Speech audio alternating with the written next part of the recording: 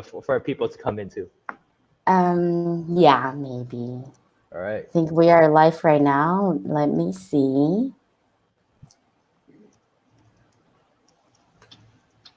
Let me see.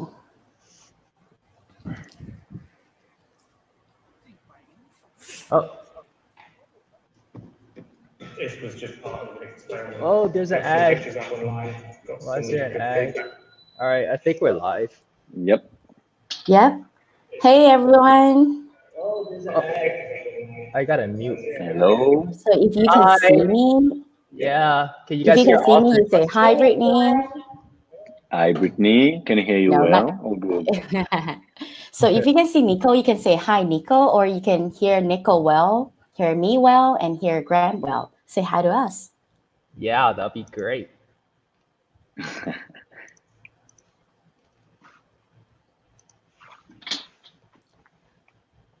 So they say hi, Britney, but you guys didn't say anything, so they didn't say hi to you. Wait, does my audio not work? Say hi, Graham. Hi, Graham, please.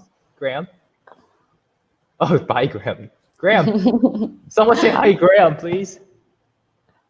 Graham. Nico, you have to say something to test. I'm gonna test too. Yeah, I've never been using this. There you go. So maybe you can say something. Make sure they can hear Graham. you. Oh, okay, everybody. There is one. Don't worry. Okay, there you go. There you go. Okay, I got scared for a second. Wait, can you guys hear Nico? Yeah. I think all three of us are good. Yeah. Yeah. Yay! Welcome. Hey, welcome everyone. to our second live Q&A, and let's give a round of applause to the person in the center. Yay! Nico. Hey, great to have you. Thank you very much, guys, for having me. It's great. All right. So, should we start or should we just wait a little bit? I think we can wait a little bit. And now we're waiting. We can introduce ourselves. So, hi, everyone. It's Britney. 大家好. That's my opening. I always say the same thing. So, 大家好,我是 Britney. Hi. Hello. Hi, Nico. It's your turn. All right, that's my time. Well, hi, everyone. My name is Nico. I'm from France. And yeah, it's the very first time I have the chance to do this. So I'm quite excited to be with Graham and Britney. So right now we have someone in the US, someone in Europe, and someone in Taiwan. Yeah. It was quite international. Yeah. All right. Hey guys, my name is Graham, and right now I'm here in NYC, and that's where I'm based. And yeah, it's really great to have everybody with us. Really excited, especially with Nico here with us. So yeah, hope you guys all enjoy this as much as we are going to. So we are planning to do this live streaming for about 40 or 50 minutes. So if you're late, you didn't see it, don't worry about it. It's going to be recorded, and then they will be on the YouTube. You can always watch later and share later. And before this Q&A, we do collect some questions for Nico because he's the... Right. We should go this way. He is the... Wait, can you do it? Can you do this way, Graham? Did you see what I do? I put my hand to Nico, and then can you do this way? Oh, which way is that? No, the other way. That's the other way. Okay, there you go. Okay, that's Nico. Yeah. Okay, so we do have some questions for you. So, Nico, are you ready? Yeah, and thank you to everybody who asked questions. Definitely time to get ready these days. So hey, wait, but the thing is, I don't see that. I want to say hi to the person that I always leave comments. You know, every time I record the video, it's like I talk to camera, but if you guys leave some comments and stuff there, I'll be really happy. I feel like I'm really interacting with you, but I didn't see the person there, so I feel a little bit sad. A bit sad. Maybe they will show up later. Hey, James. Okay, I saw James. He always leaves some messages, so I like it. Also, we're all in different time zones. That's true. Okay, right, so let's get started. Here. Okay, the first question for Nico. Can you tell us? Hey. Should we introduce ourselves first, really briefly? I think a lot of people started joining a little later. Just one last time. Oh, one more time. Just really quickly, tell us about yourself, because new people have joined. Yeah. So, hi everyone, it's Britney. 大家好，我是 Britney. I'm the one always record the Diablo tricks and try to show you something. Hi, Right. nice to see you. And then Wait, this Yeah, and way.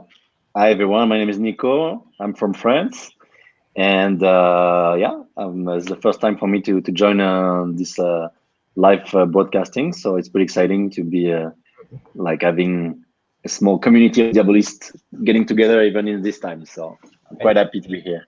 Yeah. And hey, everybody, this is Graham. I'm in NYC. I'm also really excited to be doing this with Brittany and Nico. And yeah, hope you guys all are going to enjoy and have fun with us. All right, Let's here we Yeah, do it. go. okay. Let's Okay, start. so let's get First, started. all The right, first first question. question for Nico is, can you tell us a little bit about yourself? Like, how do you start Diablo, and then who are you? How can you all of a sudden, like, people start to know you? How did you start anyway? Right. I studied Diabolo quite a while ago because I was only 9 when I studied Diabolo. I received my first Diabolo as a gift, Christmas gift by my aunt, and it was very popular in the 90s in France. A lot of kids had a Diabolo, and we would just play mostly in vacation or at the beach. By the time that was really a popular summer game. And then the Diabolo would sleep for a while, and we would pick it up again for the summertime. So that's pretty much how I got started. But I was playing on my own for a very long time. So I was not really improving that much. I was just learning the very basic tricks, following some the good old, like VHS videos and things like that. And from Mr. Babash, the first videos I watched was like old VHS from Babash. And once I was maybe 14. I was on a trip in Barcelona with my parents, and I saw a street performer doing Diabolo on street and doing crazy tricks.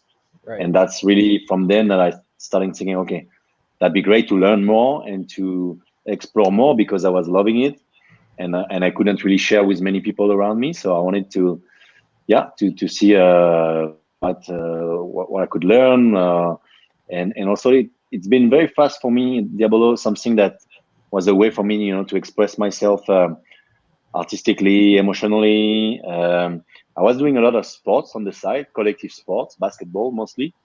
But this thing was, that was my little, introspective space, on my own. My Diabolo, I was really geeky when I was doing it. So that was kind of a friend, that you're having and you're sharing secrets with, And so that's how I got started with Diabolo.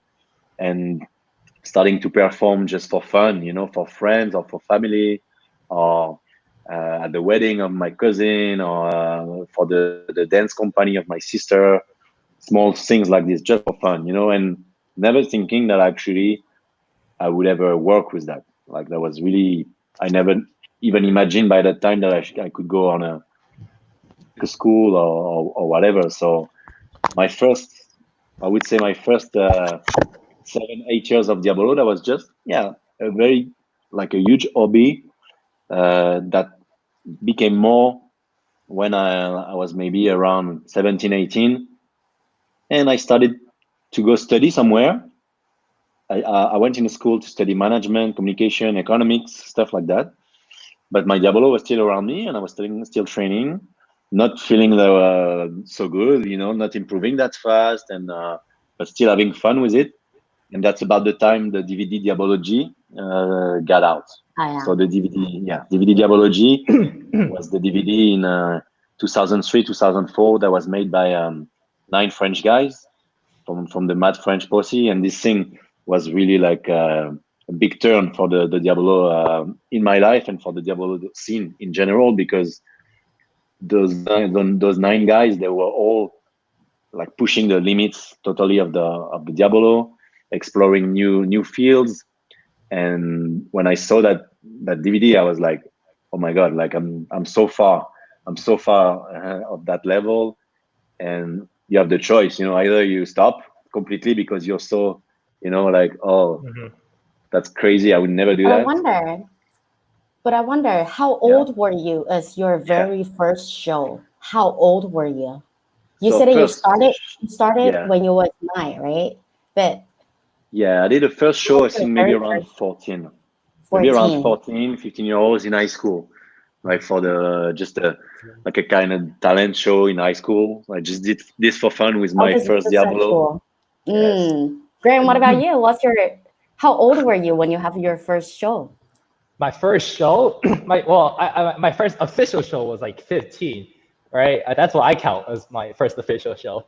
But like when I was like 12 and everything, I think I had like 10 seconds on stage to do a toss and catch or something, and I probably missed that too.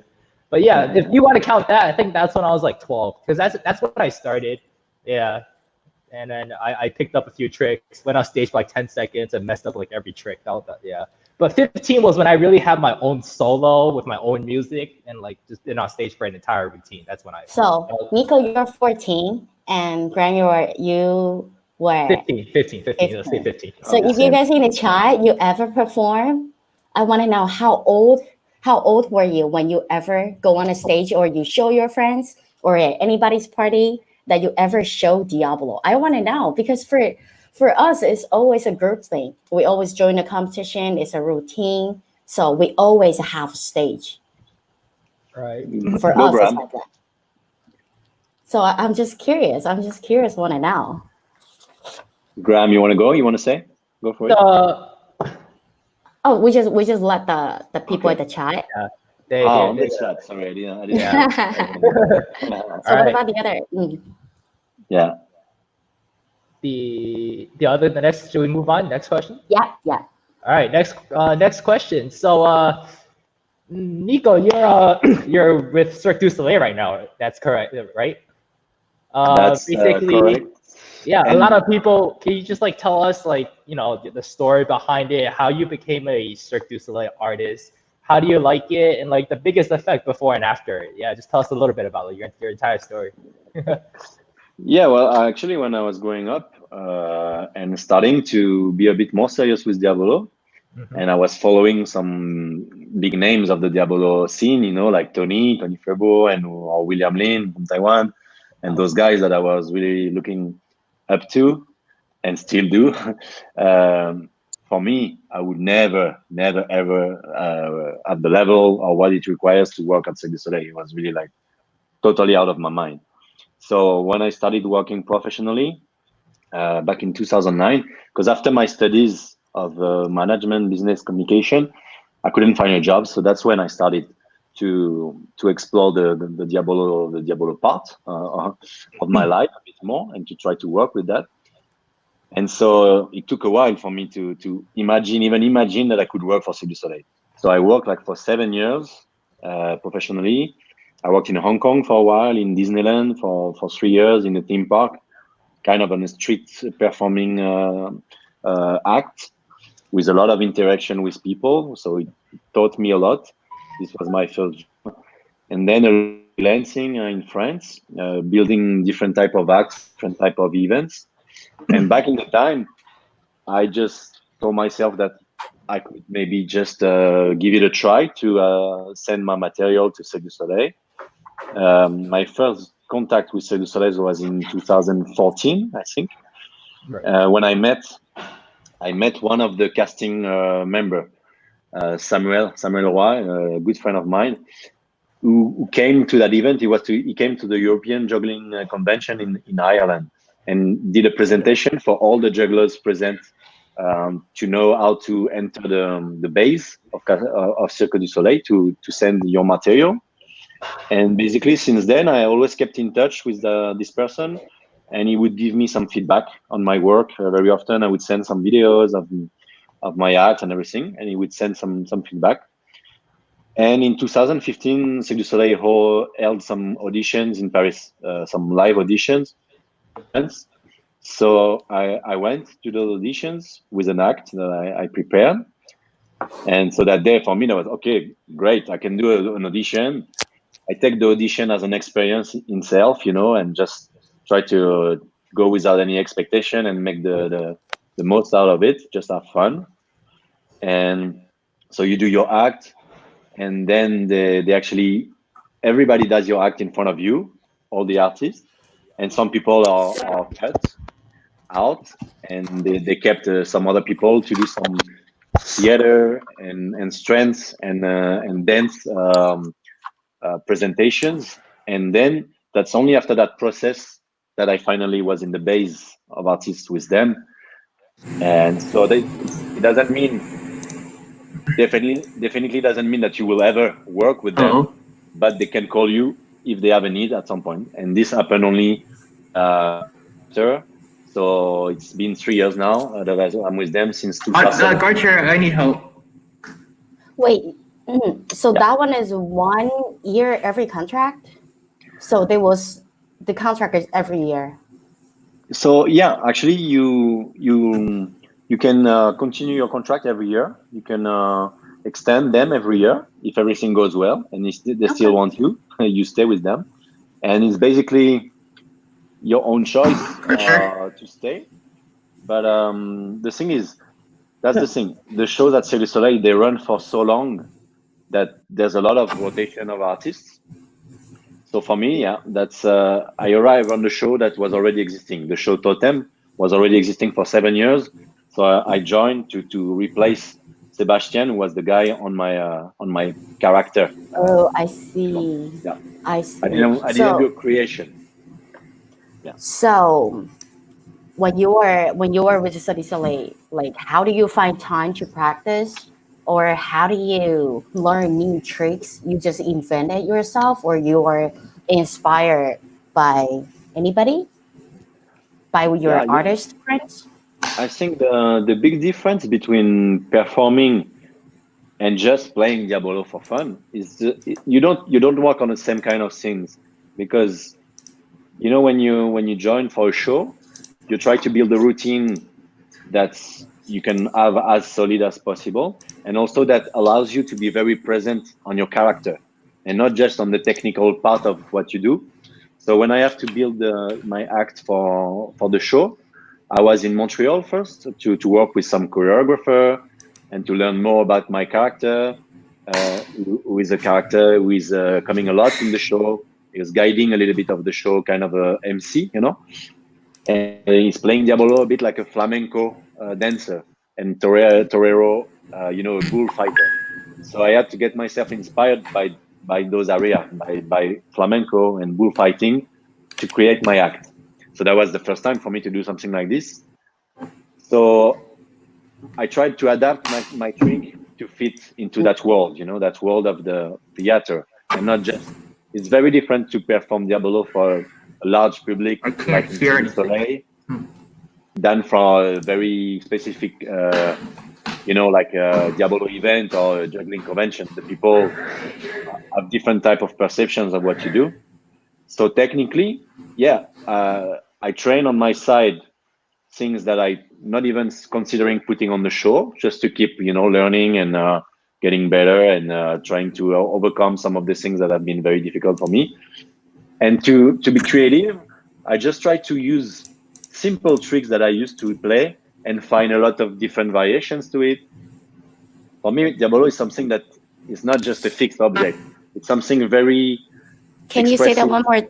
Can you say this part one more time? Because this is the thing that people need to know. Like you find the tricks, it's not so difficult, but you put a lot of variation to it. That's what you just said. Yeah. A lot of variations to it, for sure. And also, for me, it took me so many years to find my own tricks, because first I had for many years, I was feeling like, oh no, I'm not good enough. Like I was comparing myself a lot to what's going on, especially doing, traveling a lot to meet all the Diabolo artists everywhere for playing Diabolo, which we'll talk after, and watching videos online, and you see crazy things technically, and at some point you realize that that's not the point of Diabolo, because it brings you something on a personal level, and it's a great social thing that you can share with people.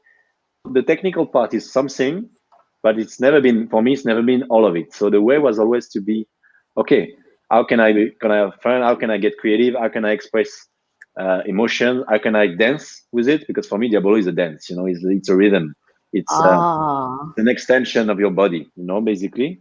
So as far as you that's why I enjoy one Diabolo more than anything else, because it allows you to move the most. And so that's why Huh. it's my favorite thing. So what do And you wait? So for you, you prefer one Diabolo.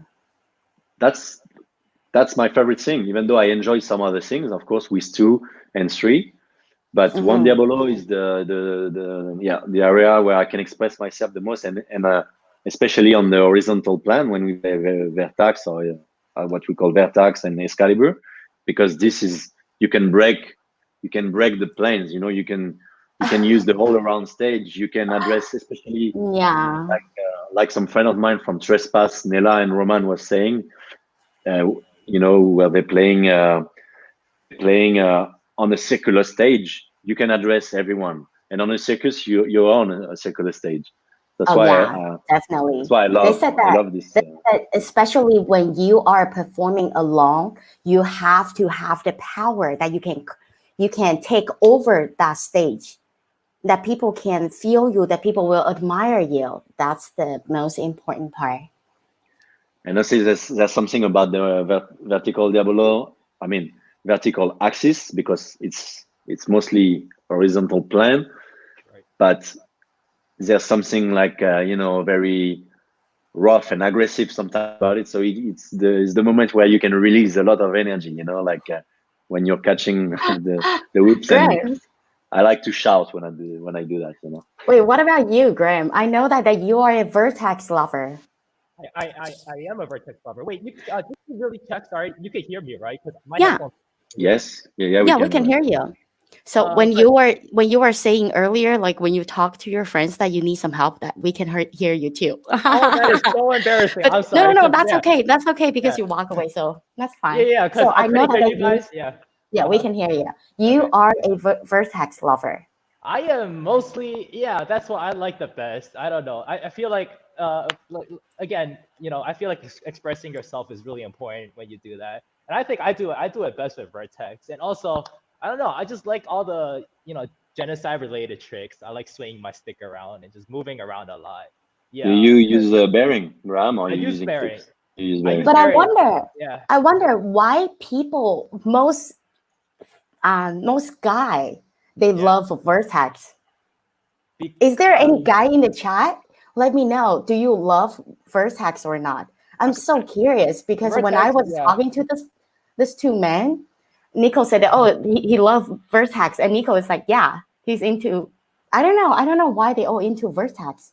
You're not? See, You don't like Britney? I do like Vertex, but I feel like some Vertex tricks when I'm doing it, I feel my body is like nothing but straight. Mostly Yep. Diabolo is doing all the act, but I feel nothing. I feel I think there are different styles to it. Some Yeah. people move around a lot. You can Yeah. move around. You okay. can Oh, Yeah, but some get people no, don't lower like and it. higher. You could, yeah, compare do it. low and high. Yeah, Man, okay, yeah, okay. yeah. I I don't know. I like when I put my routines together. Like my vertex part is usually the highlight.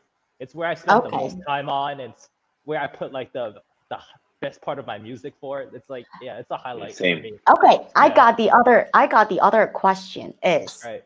a lot of them they will do one Diablo, two Diablo, three Diablo, first hex, and a four Right. Diablo. Yeah. Don't you think they are too busy? Or you think that's a good way to go? That you should definitely do it. No, when I perform, I recently just learned 4D, so I put everything in there. Yeah. But at the same time, you are right. Sometimes it can be a lot. So what I do is I just take some from like a certain category. Like I don't put too much time on say 2 Diablos or 3 Diablos. I just do a trick or two, and then I put all my other time, most of my time, on where I really like, put what I like, just like Vertex. And about this, Brittany, I think when you're saying about that pattern of how people creating act, Mhm. it's true that there's this kind of pattern, but it's very different. Also geographically, this like That's I true know, too. like Yeah. when you're used to build up like a routine for competition, like in Asia, definitely you're more influenced to do so. I would say, Yeah. like I Mm. felt even when I was in Taiwan Mhm. to assist the competition, and you see in Europe there's many Diabolo acts that are not built this way. A lot of people are assuming the fact that okay, they can jump to 1 Diabolo to 4, like Guillaume, he's doing. He has a routine. It's 1 Diabolo and 4, or Alexis, who's a Vertex specialist. Alex is really good at Vertex. Bringing everything either. So it really depends on what you want to give to your audience. If it's about impressing your audience and show the gradual level, and then you're more on a technically oriented competition style act, and it's all fine. But then if you're trying to maybe give something that it's a bit more artistic, then it's not going to be about how you graduate your act. Right. It's going to be about it's actually even more about your pose, the time between your technical things than between the tricks themselves. So, but that's what it makes it great. So for some people, Diabolo is a sport. For some people, it's an art. For some people, it's just a hobby. That's great. Everyone can project what they want into it. Yeah, so you really don't have to follow like a structure going from 1D to 2D, 3D, and all that. True. So I think, I encourage everybody to just play around with it. I think I'm going to start playing around with it myself. Yeah, really good tip. You can do countdown. You can do 4, 3, 2, 1, and then 0. All right, we'll give it a try. Yeah, so play around with it. I think we should try to push more for like the artistic part of Diablo. Yeah. And but this has evolved a lot in Taiwan and in Asia, like since these few years. When I came to Taiwan, both for the DVD, the Planet Diabolo, and for seeing competition, back then it was still very technical and not as creative. But now I feel the last few years, the creativity part has become much bigger. It has grew a lot. Maybe it's about the competitions or a few persons like Shihan, who won the gold medal in Cirque du Soleil, and his whipping style is amazing, and like a few people made as I feel pulled the scene and the creative part of the Asian scene. So it's great, and it's even very different from Japan to Malaysia to Taiwan and even to mainland China. It's funny how in Asia you can still see a bit of the very huge differences geographically in the Diabolo, but it's cool. And in Europe, it's the same. You have so many different styles. So, since we lost you mentioned, Graham. Yeah, I think he will be back. He will be back later, I think. So if we have Grant's friends here, please text him so that we miss him. Let him know that we are here and wait for him. We lost the guy. So we have a question here from the chat. So do you think this question that just keep popping up? It's like, do you think for playing 2 Diablo, would you recommend bearing or fix for 2? Well, it's funny because for me, I only started playing Vertex with bearings just pretty recently. Can you hear me? Hey, Graham. God, I'm so sorry. All right. Yeah. I think Okay, I want to ask again.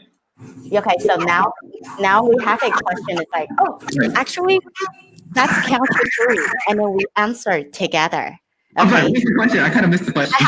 I haven't said the question yet. Oh, okay. Right now, if you're gonna recommend your friend or your students, whoever, they wanna learn 2 Diabolo, will you recommend start with bearing Diabolo or fixed Diabolo? Okay.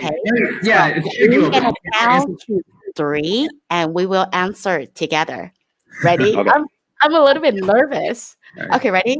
1, 2, 3. Bearing. Fix. Oh no! Did you say bearing? I did say bearing. Okay. Oh my god. The only reason I say that mostly is because that's how I learned it. I actually started with bearing. A lot of people are actually really against that, but for the first 3 years of my my Diablo journey, I just use bearing, and that's how I teach. Is because I know the mistakes people usually made and what they go through. Yeah, so that's what I really. Oh my god. With it, that's why. Yeah. I don't want. Now you tell your reason. I don't want to say my reason because that will show that I'm everybody has different reasons. Yeah. I started 2 Diablo with a fixed Diablo because I don't have a bearing Diablo yet because the bearing was so expensive. Oh, so we have the same reasons. It's just what we started with. Okay, because that's just so expensive, and then fix is much cheaper, so I just do it, and I feel like, ugh. But now the price is reasonable. Yeah, but also just to add another point, when especially for here, I think a lot of people in the U.S. when they're not really that used to fix, when they first start, you have the problem with the string keeps rolling up or the Yeah. B. So that gets really really frustrating for a lot of people. Sometimes, Yeah. so that's why I started with bearing. I teach usually almost all my students with bearing, and yeah. Yeah. Then what about you? What about you, Nico? Why you started with No. fix? Well, I mean, for sure, I didn't even know bearings were existing when I studied in Diabolo. So this is the first thing, and also, it for me, it would be so difficult to teach someone to use bearings for two Diabolo because I feel the bearings are talking for me when I'm teaching. I see a lot of people using bearings having very bad habits in their basics. Yeah, because for example, they would have you would make 2 or 3 loops around their Diabolo to wrap it up and to get some acceleration when you can never do that. Don't do You that. think that's a bad habit? I think it's a very bad habit, but You that's mean my point of view. wait? You said that use bearing, and if they do the double loop or triple loop, it's a bad habit. As a learner, I think it is a bad habit. If you have some point, beginner. if at some point you're gonna move back to fixed, I feel it's a bad habit. But and I feel to really feel your Diabolo, the correct and the tension and the differences that your string can bring, because your string is different when it's new and after a few hours and a few days of train. So I feel you have a more precise and specific touch with fixed on your string when you're using the fix. Yeah, for sure. Oh, okay. I have another question. Count to 3 that we're gonna answer together. Okay. Yeah. 1, 2, 3, and tell me what Diabolo that you use. You can either say Sandia or Babash or so like the brand, right? Like the brand first. Oh, The okay. brand first. Okay, ready? 1, 2, 3. Sandia. Sandia, but not just. I use so many Diabolos. Yeah, okay. And the other one is, what series do you use? Oh, what series do you recommend? Do I recommend? Right, not like what I use a lot of different ones depending on what tricks I'm doing. Yeah. Okay, ready? You can only give one answer. Recommendation. All right. Yeah.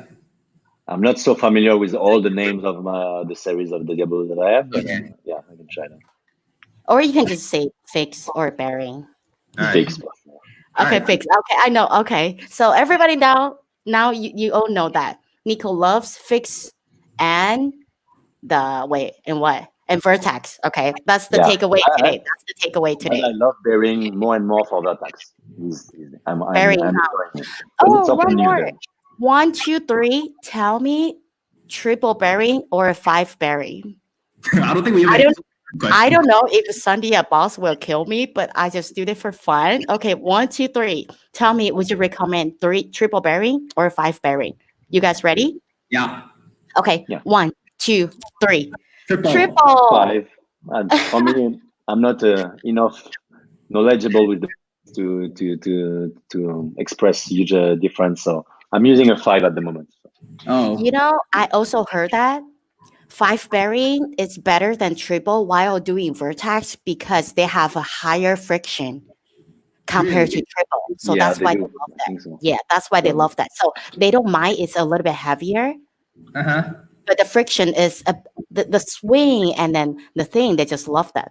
So some people just love that. Yeah. Well, my argument for both using bearing Diablo and using a triple bearing is that it spins for a long time. I think especially for if you want a series of tricks, right? Whether you're doing 2 Diablo or Vertex, it's really I like putting a lot of tricks together, and that requires the yo-yo to stay spinning at a really high speed for a long time. I think triple bearings are better for that, in my opinion. When I use 5 bearing, I can't do as many long combos and sequences as I can with the triple bearing. That's my opinion. Okay, my friends, we got another takeaway. Graham is like a triple bearing and Vertex. Yeah. So Nico he loves fix and then 5 bearing with Vertex and what's the other one? I don't remember. Yeah, just like that. Okay. Yeah. So Graham, you have the other question. Wait, are you guys in quarantine right now? I think everybody's in quarantine. Oh, okay. Yeah. Are you, Michael? Are you in quarantine right now? Yeah. We all Oh, are. okay. So you're not alone, my friend. Everybody's the same. All right. Next question. Right? Are we up to the next question? All right, so yeah, Nico, you've been in a lot of like big stages. You've been on France Got Talent, I believe, made it to the finals, and now you're in Cirque du Soleil, performing like 10 times a week. So basically, people want to know like, is the preparation really different for like each specific like show, like how you prepare for Got Talent, how you prepare shows in Cirque du Soleil, and maybe just like smaller performances in general. Like, what is the process? Yeah. What is your preparation So like? For me, my approach to performing really changed over the years, because for many years it was creating such a stress for me to perform. I was often entering stage very stressed, and sometimes I could not even enjoy, the act, because I was too stressed on my first years before becoming even professional. And I would put myself on state where I was like, pain in the stomach, and I would be almost shaky, stuff like that. So what happened is, piece by piece, with the years, I started to understand that I need to find ways to get ready and to enjoy more. Because if you don't enjoy this, you better find another thing to do in your life. The stress that can create is really big. It's Yeah. big, and it's mostly stupidly big, because it's actually, you're safe, there's nothing wrong that can happen. And even dropping a Diabolo is really okay, like I still drop a lot, and I accept the drops, I embrace the drops, but Yeah. but I feel like I would like to speak of a few performances that really changed my approach to it. And one of those was pushing myself to juggle in juggling conventions in front of jugglers, because when I did this, I started to gain a bit of confidence that I can perform in front of my people who know about it. So when I started doing this back in 2014 around, that's definitely when I got more confident with my performing, and when I knew that I was going to do the TV show, the France Got Talent, and I spent some time preparing myself a bit more mentally, and I did a bit of work with someone in order to visualize things and to get rid of the anxieties that sometimes were associated with going on stage. So I did some hypnose and visualization on that, and it really helped me a lot. And actually, when I remember the TV show performance, the first time I went there, for me, I used to make myself a huge mountain out of it. Like, oh no, I cannot do this ever. Like, it's too much for me. I'm going to be so stressed. And this is probably one of the most relaxed performance I had in my life. The first one of the TV show was like very relaxed, very calm, and I had so much fun. And I feel what's important is to create it's to feel very involved, to care a lot about your performing, but also to have a kind of distance with it. Like, it's okay. It's not the end of the world if it doesn't go perfect. It's not the end of the world if you drop. You can always do better, but what's important is try to give your best and to put yourself in the best condition. This is a very good advice, but this is a super hard to achieve, because all the Diabolists, if they drop one Diabolo, they're like, my life is over. I just dropped one Diabolo. That's how yeah. So I think it's a very good advice. Like, don't take it so seriously. You just drop one Diabolo. It's not the end of the world. And I mean, especially at Gram, you're performing with 3 and 4. So, I mean, definitely, I'm sure you're doing great, but the more you put skills on stage, the more likely you have to have some mistakes. Yeah, so I think that's another important part. Like, you don't want to put too many like difficult technical tricks in your performances, because that just kind of increases your chance of like messing up. So honestly, when I do triple yo-yo, I only do that one trick, and I just try to make sure I don't mess that up. Yeah. And then another, I guess something else that like really psychs people out is that when they mess up their first time, that just psychs out their entire, their mentality for like their performance. And I think that's something everybody as a performer really has to work on. You mess up once, it really doesn't matter. You just put it behind you, and then you pick yourself back together, and then you just continue on with the routine. If you keep thinking about that one mistake you made, your entire routine isn't gonna go too well. Right. Yeah, that honestly really just comes with experience, in my opinion. Like you don't just wake up one day and just kind of know how to do that. Yeah. No, that's the thing. People should understand, like, no matter how stressed or scared you are of doing it, things are building up piece by piece, step by step, by just putting yourself out of your comfort zone and trying stuff. So if you think you cannot do something, you probably cannot do it right now.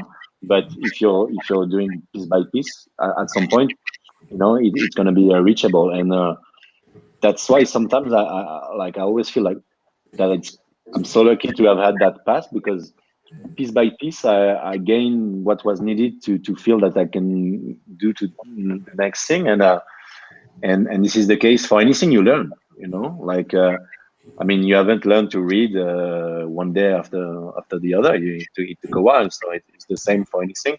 And stage, it's the specific thing with stage is you feel you're putting yourself in danger, because you're in front of an audience and you think they're gonna overjudge you. But most of the time, the audience, they're just with you. They're here to support you.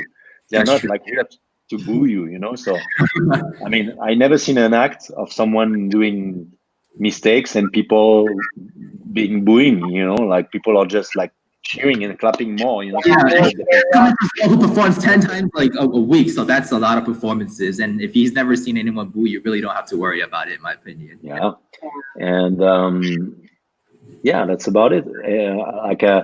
And you were asking the difference then, like before and after. There's a big difference. Yeah, there's a big difference between performing something that it's a one thing, one time, than performing something that you do a lot. Because when something you do a lot, piece by piece, you're gonna relax and you're gonna be able to explore more in every details, which is the case with Cirque du Soleil. So it's very different for me. When I started with Cirque, I was of course feeling a lot of pressure, because I was feeling like an imposter. Like why they pick me? Why I'm here? I don't belong. And then piece by piece, it's like this. But then you understand, no, you're at your spot. You're at your spot. They picked you for some reasons, and that's fine. You still learn, of course. You grow in your own act. You definitely, like every time. And most of the act, you don't just go on the act, but you grow on these side things of the act, like your acting, your presence, your moments, your breathing, all what makes the difference, and the contact with your audience. So for me, that's what I learned a lot with Cirque du Soleil, is in all the aspects. Okay, so we all talk about practice and then performing. Like you are so involved with the Diabolo, and here are questions at the chat. Taiwan just released. Actually, we've been testing it for 2 years. Now it's like they officially launched the graded examination in Diabolo. Like you can test your level, and they want to know if we are interested in joining that. This is also a 1, 2, 3 question. Okay, and I want to say it. This graded examination is not about difficulty. It's about the core skill. Like how to speed up the Diabolo, and how to speed up too. How to shuffle properly, something like that.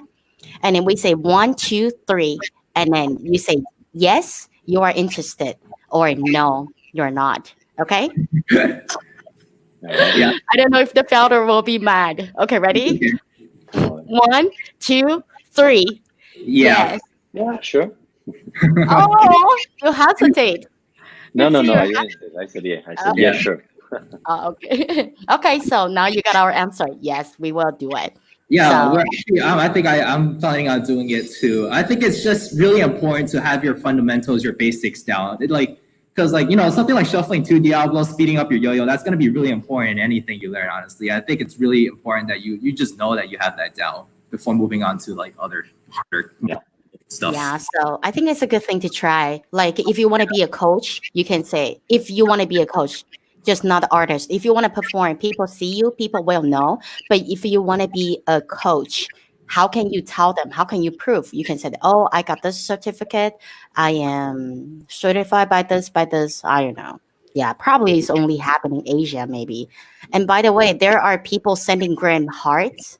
That's not fair. Why is that only grand got it? And me and Nico, we didn't get anything. Well, I saw a bunch of Nico. That is so unfair that we are here too. Oh, okay. One more question, Nico. Can you tell us a little bit about Planet Diabolo? Yeah, just, sure. just briefly, and then what's gonna happen like before it's a physical DVD, and what are you planning to do right now, stuff like that, and what can they learn from it? So this thing, Planet Diabolo, it's a project that we started around 2000 when I was working in Hong Kong. I was really wanting to because I was working a lot. I wanted my energy for Diabolo elsewhere from the performing. And back in the time, I was really enjoying video and photo, and I wanted to mix a bit of all my skills into a project for the Diabolo community. So I reached out to some of my friends in France, and I started presenting those ideas to many Diabolists. I wanted to do a project that would show the evolution of Diabolo. Since Diabology, there wasn't been a media with the good Diabolo content or new content, and the Diabolo scene grew so much in those years everywhere in the world. So the idea was to unify some of the best Diabolists in the world into a project that would have some educational content, some performance content, and a documentary. So the documentary was named Diabolo is a Trip, and it's a journey around the Diabolo world. You guys can find the description. We are now releasing this for free since just a few weeks, actually. So you can find on the description some free access to watch the short version of this documentary.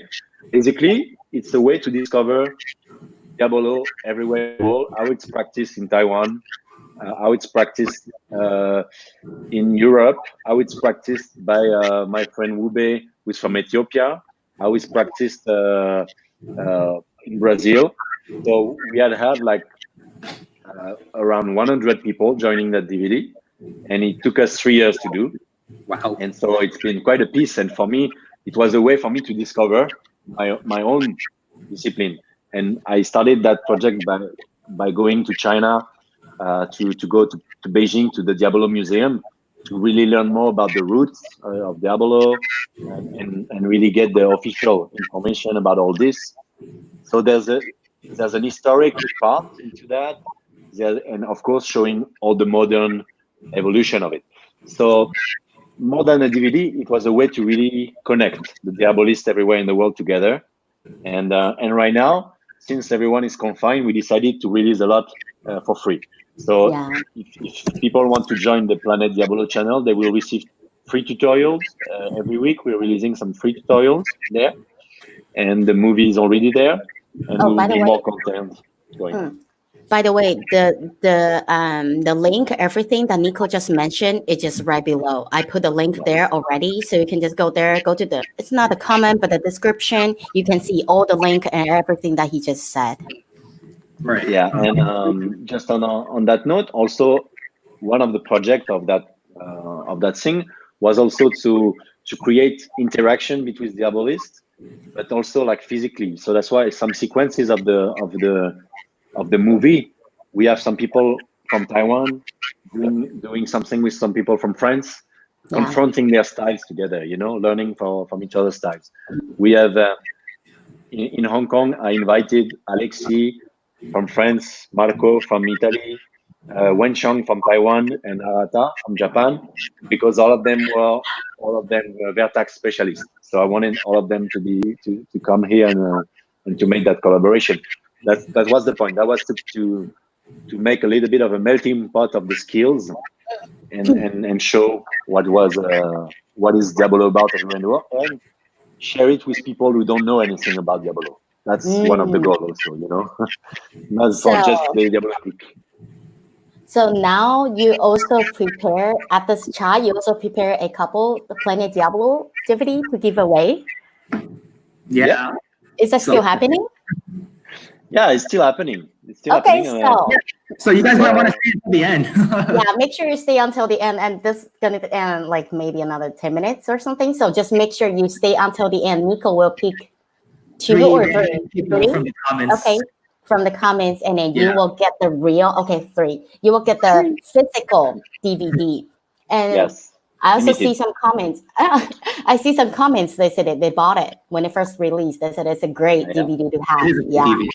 Yeah, it's a great one. So make sure you stay until the end. You might get a DVD, and who knows what is coming, right? So stay until the end, okay?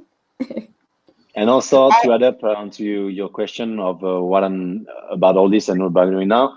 Now I just recently I'm starting doing Diabolo private class also. So using what I was doing also on the side was teaching before joining Cirque du Soleil. I was doing workshop and teaching, and now using the confinement, I'm proposing people to do a private lesson with video. So also, if anyone is interested, they can message me, and I'm doing the first hour for free, and then we can discuss if they want to continue. Discuss about the lesson. So also, Nico, ask me, let me know. So Nico's Instagram is also there at the description, so you can message him. Yeah, so you can message him through the Instagram. Is that okay? So right, any way that you can reach him. So you want to learn it from different people. So I think that's a very good suggestion. Is there's not only one way to learn Diabolo. If you see the way that I teach, you don't think it's right, then go to somebody else, because there are a lot of Diabolo players. There will be one way that fits you. So don't stick with one teacher. I think you should explore 2 different teachers, different style. Yeah, and then you will find the one that you love, and you can stay with them, right? And then you will eventually have your own style. Yeah, I think that's really good. You can learn from anyone, and we are not any of us has the full set of skills. You can have skills that are of a type with someone instead of another type with other persons. Right. Okay, the other one, there's one more 1, 2, 3 question. Okay. So which one is harder, being a coach or being a performer? Which easy question. Harder? Okay. Being a coach or a performer? You got 5 seconds to think about it. It's easy. It's an easy question for me. Ready? Yeah. Okay. 1, 2, 3. Coach. Yeah. Coach. For me, it's performing. What do you think? What do you think? My argument for that is that being a performer, you kind of really have total control, more or less control of what you want to do and how you're gonna do it, right? You're kind of working around yourself, but as a coach, you really gotta find a way to work around your student if they're having a hard time, learning tricks. You really gotta find different methods of showing them how they could approach it, and just trying to motivate them and guide them through the entire process. And I think that personally, that's just really, really hard. Yeah. And then sometimes when your students fail, and then they will turn around and look at you, it's like, where did I do wrong? And I was like, just practice one more time. Sometimes that happens. Thank you. That was the important part, Britney. A lot of students hate me for this. They do mess up a trick. They turn around and go, what did I do wrong? I was like, you didn't do anything wrong. Just try it one more time. Yeah, exactly. You don't understand how important it is to just keep practicing. Because if you're not doing anything technically wrong, a lot of times when you're learning the new trick, all you're missing is just that certain amount of practice. All right. Your swing, you're tossing perfectly. Your swings are fine. But sometimes you really need to practice for your muscles to really understand how to complete the trick. It's not something I can physically tell you or just tell you how to do it. You got to learn that yourself. So your muscle will remember all the moves. Yeah, exactly. That takes time. So if I teach you and you're watching this right now, every time I tell you to practice and just try again, I go so personal.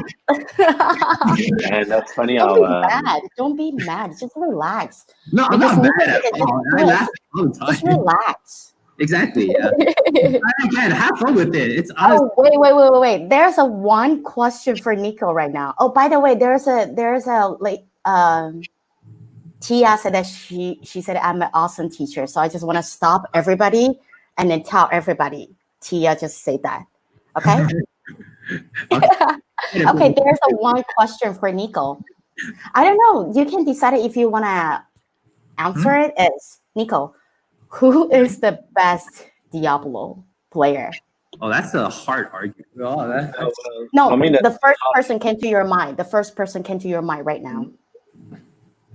no, I cannot answer that at all. Like it's not a for me. This is this is the kind of I'm always trying to stay away from because as we said before, so many people are specialized or have a set of skills into a certain type of stuff that it doesn't really for me make sense to say who is the best. First of all, because that's not how I view the Diabolo, and also because if you ask me who is the best or who are the few best in a type of things, I can tell you.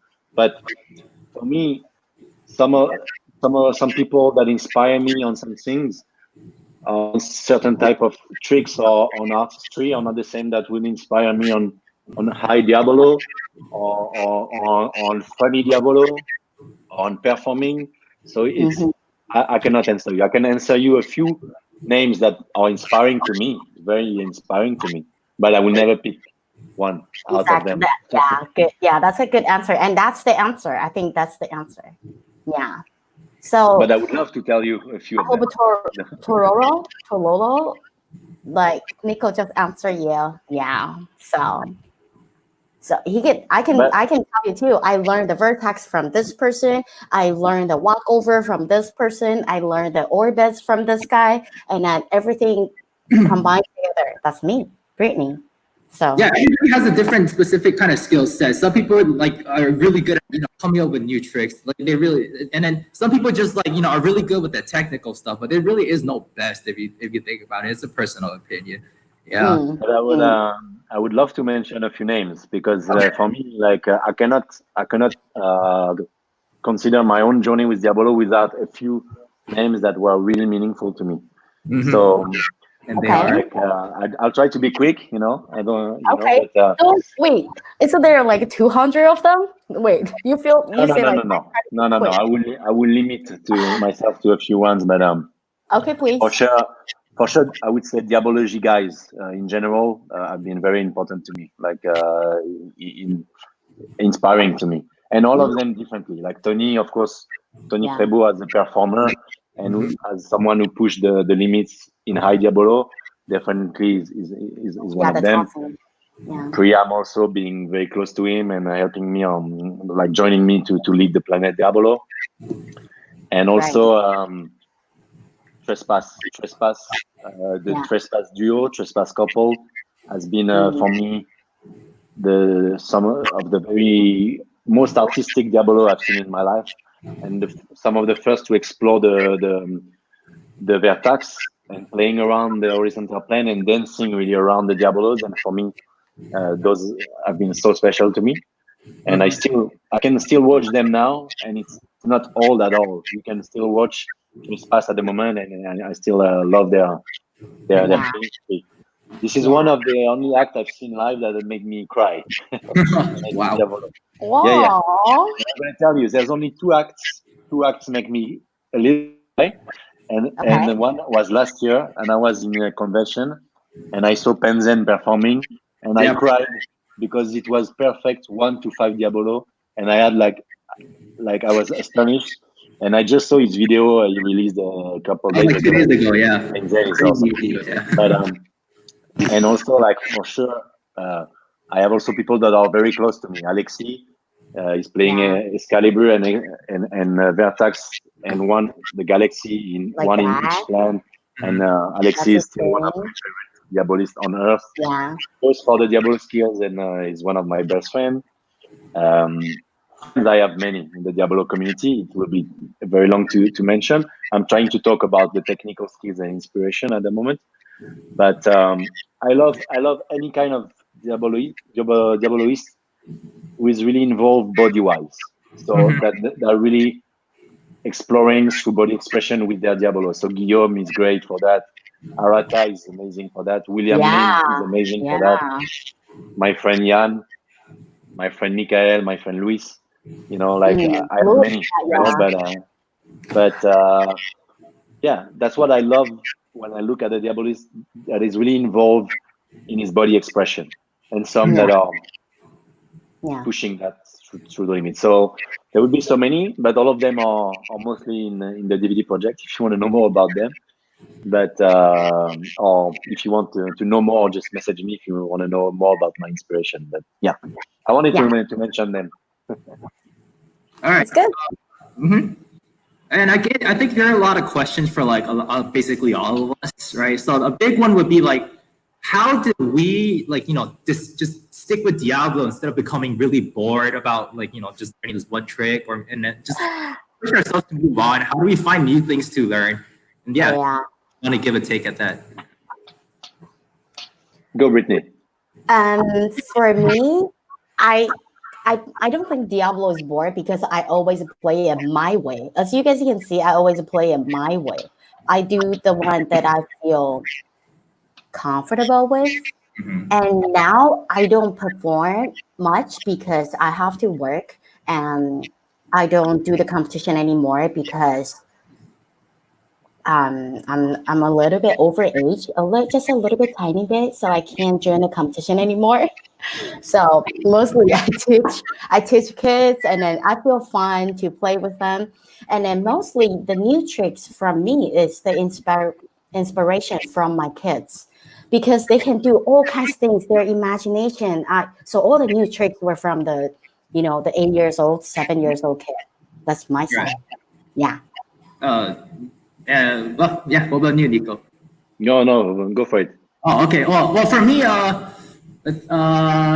you know, I think it's really about setting goals for yourself. And I'm telling you, especially with something like Diablo, there's always something new you can learn. You can always take it to the next level. All right. And it's really about setting, like, if you finish this trick, you're not done. Go find a new trick or go find a harder version of the trick and just take it a step further. That's what I really love about, practicing Diablo. Like, there hasn't really been a time where I had like nothing to learn. Right? You watch videos of professionals, you go or honestly, what I would really encourage is using your own creativity to take it a step further yourself. Like, come up with your own style, add your here and there. That's what makes Diablo really, really special. I think Nico could agree with me, just like adding your own style, creating it yourself, instead of really, just following someone else. Yeah, for sure. And you have to enjoy failing. You have to really enjoy failing a lot. Yeah. And that's the thing. Like, for me, I have peaks, I would say, of motivation and creativity, and also setting goals for yourself can really be helpful. Last year, because I was performing a lot, I told myself, okay, I want to keep fresh still, so I want to put myself a goal of new tricks. And last year, I tried to do 365 new tricks, but I couldn't do it. But I still was able to do around 217 new tricks, and it may be the first year that I did so many. And sometimes it's just tiny variations. As we said, it's just okay, playing around with a little variation of something, exploring new things, and confronting yourself to also external eyes and other disciplines. Like, if you're surrounded by clowns, find a clowny way to do something. If you're surrounded by dancers, find a dancing way to do something. Yep. If you're surrounded by acrobats, maybe you can explore acrobatics with it. Like, I've been exploring doing slackline, that I've been doing more slacklining, and I'm doing a bit of slackline and Diabolo at the moment, and I'm having fun with it. So exploring what's around you, it's a great way, not just the people, but the space also. If you're in a space that is small, how can I actually play with my body to embrace that space to create things that are more, or, if you have a space, use that space. If you're not, you can always use what's around you. Yeah, there's always something you could learn no matter where you are. Yeah. Yeah. In Sounds- one of her videos, you have a small space, you just add another Diablo in there, or just do some tricks that you could do in a small space, and when you have the space, then you practice the other stuff. Or if you just at home, you don't have a lot of space, you just play this tiny mini Diablo. Maybe there can be something too, because we do have a small Diablo and a micro and a different, right? So just play. If you you don't have enough space, just juggle some balls too, maybe, because it's all your muscle. You can train your muscle once your muscle is flexible, and then they can do all the tricks. Then I believe that your Diablo skills will definitely improve too. Yeah, for sure. And here I'm gonna answer a question for Ben. It's like you keep asking about the Diablo fan trick, the 2D, because the fan thing that people love to do, right? They look like that. Ben, you can go to my YouTube. I have 2 videos about it, and we do have I also teach a way that no one else taught because I created it. You can only see it on my YouTube. Okay. And by the way, by the way, I want to know, can you guys see the chat? Yeah. Like, there's all the chat that like showing. Can you guys see it? Yeah, you can see it.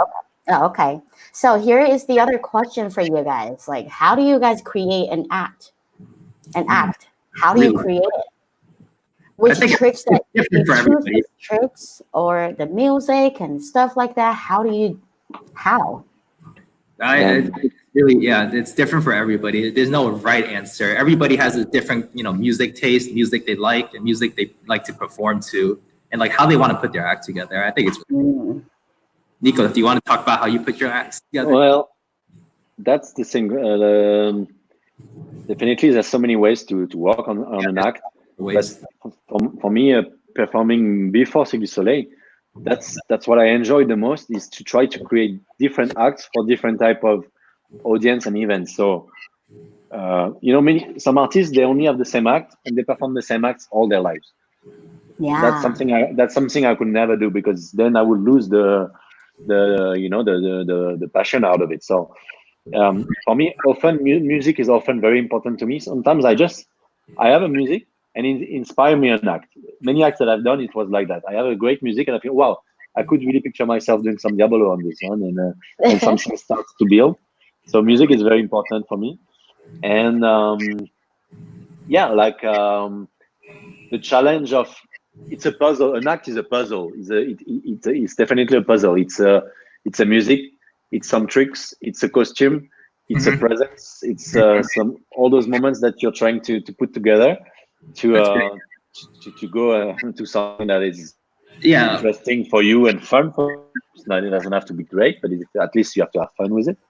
And and it depends if you're working on it alone, or if you have external eye. External eye is always great, because when you create, you're getting lost in your own ideas, and then you're losing total objectivity on your work, and you're not able to see even what's wrong.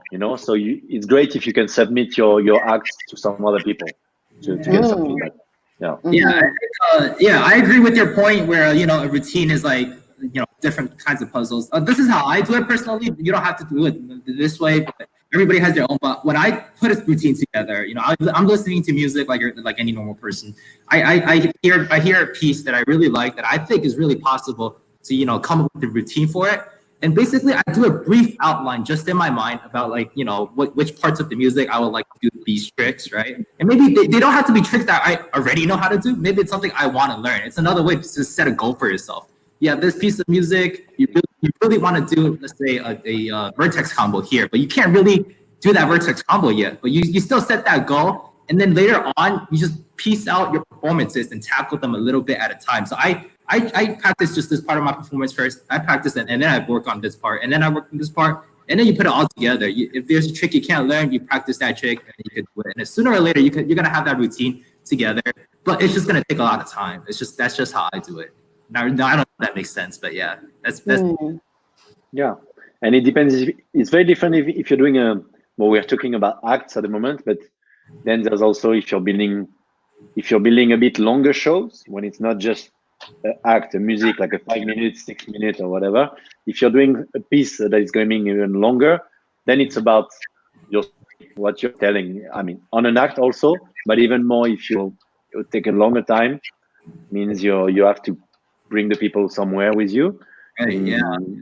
Get them into your universe or your artistry universe, and do you want to talk about that a little more? Because, like, I don't think a lot of people know this. I didn't know it myself. In Cirque du Soleil, I think you said like only a little bit of your time on stage is actually involved with Diablo.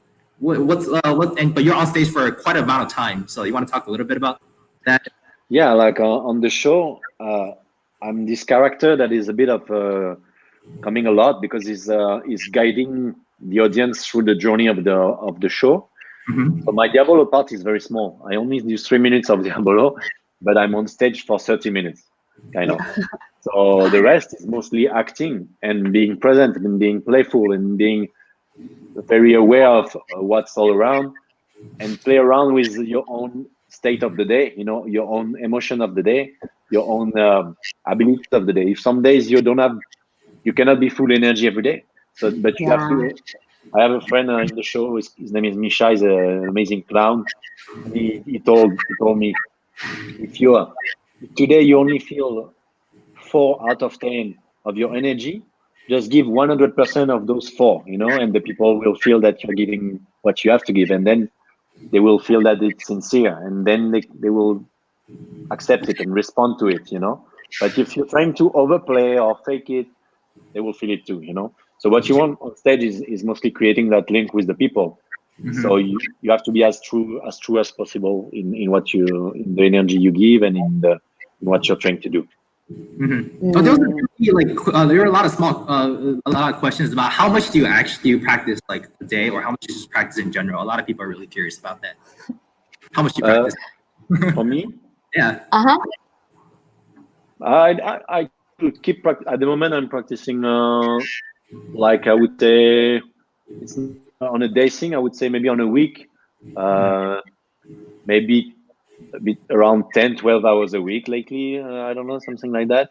A little bit every day. But if I don't I can do sessions of. I would say the maximum session I do lately is 2 or 3 hours when I do. Ooh. I don't do not more than that. But mostly, sometimes it's even less than that. Mm. And even that was funny because last year when I was trying to do a lot of new tricks, I didn't train that much. I was trying to train less but better, like. Yeah, that's really not about your practice, how long you practice, but how you practice. If that makes sense. It's not how long, it's how. You think it's for sure. Do you have any tips on that in general? Like what do you think is the most efficient way to practice to make the most use of your time? Because if you don't have like 8 hours a day to practice, what would you do? For me, I don't think I'm a great example for that because I feel for many years I was not training efficiently at all. And I have a big example for me for that. I'm very bad with 3 Diabolo on the string. It's very my weakest thing. And but I never put properly the hours, because also it was not something that was like forced into it. Yeah. So I can do basic it, but I know that I would have to work a lot again on it to undo the bad habits that I have with it. So I think the efficient thing is to, from the start on one skill, to try to get the proper advice and the proper person and the proper tips instead of getting in the wrong habits. So one efficiency would be that at the start of something, then get the proper habits, not the bad ones. Yeah. What about you, Britney? You're a coach. What tips would you give? I'm losing my. I can hear you. We can hear you. Yeah. All right. So, Britney, you just briefly explain, or like give tips on how you recommend players to practice. If it's individual, I practice when I want to because I feel like if I'm in the mood, I can do so well. And if it's a group, right. I just practice whenever I have to, but I always do it. And then you have to know if you are performing as a group, you have to be there because if your group as a team and then one is missing, you are missing, then it's not a group. The routine is not there. So if you decided to form a team, because I know that I personally love the team performance because I think that looks super awesome, the way and then the shape and then everything. So if you decided to be part of it, you definitely have to dedicate your time with all your your teammates. Mm-hmm. Yeah. All right. And I want to give a tip on how to pick your music. Just one is like you can pick the music is whichever that you like. And after you pick the music that you like, you can kind of like imagine yourself doing the up and down accelerate. If you can meet the beats can actually do it, do the up and down with the Diablo. That music can usually 80% to 90% that music will work. But if you love the music is too soft to match the beat, unless you are a high advanced performer, Mm-hmm. or you might have to choose the different music. Mm-hmm. Yep. Hey.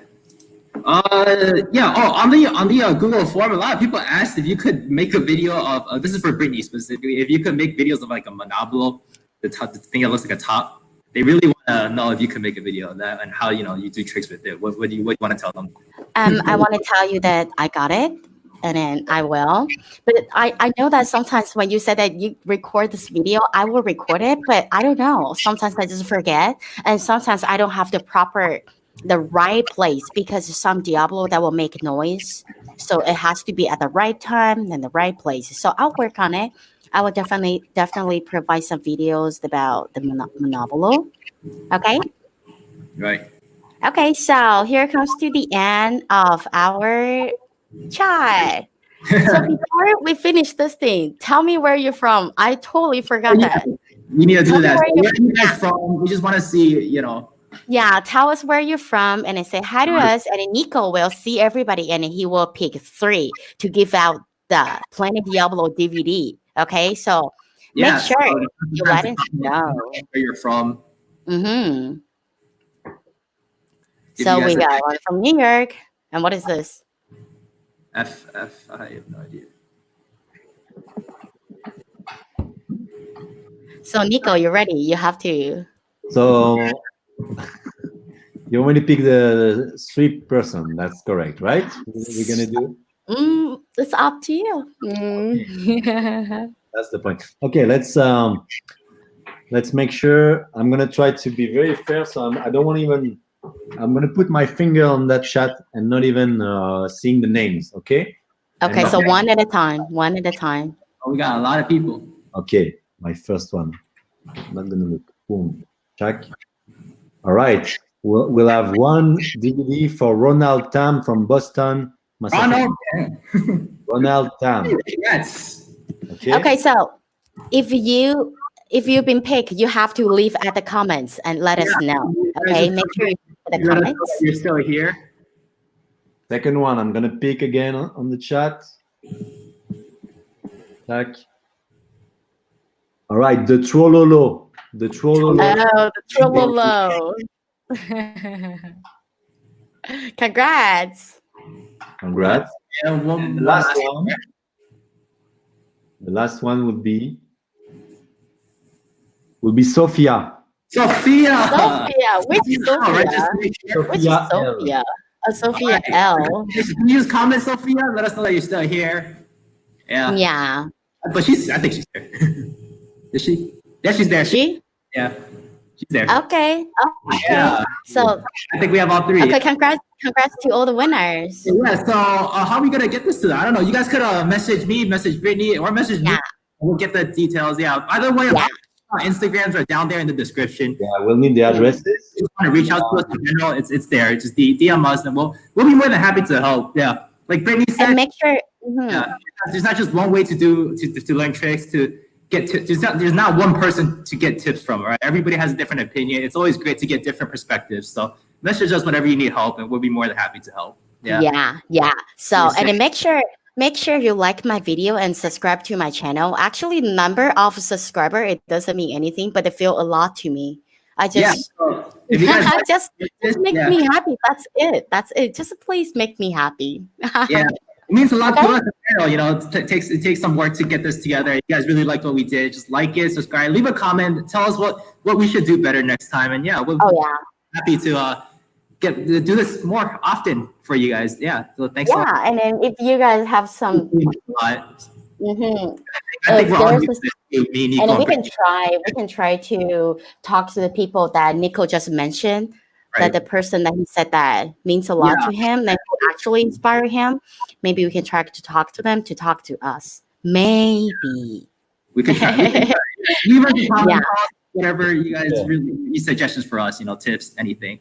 Yeah, feel Yeah. free to get in touch, guys. And thank you very much for inviting me, Britney and Graham. It No, was thank you for joining us. It's a lot. Everybody loves you. You have a lot of fans. Not fair. Mm. Yeah. Okay, so this is the end of this Q&A and live chat. Okay, Thank you so so we much. will Yeah. see you next time. guys. Bye.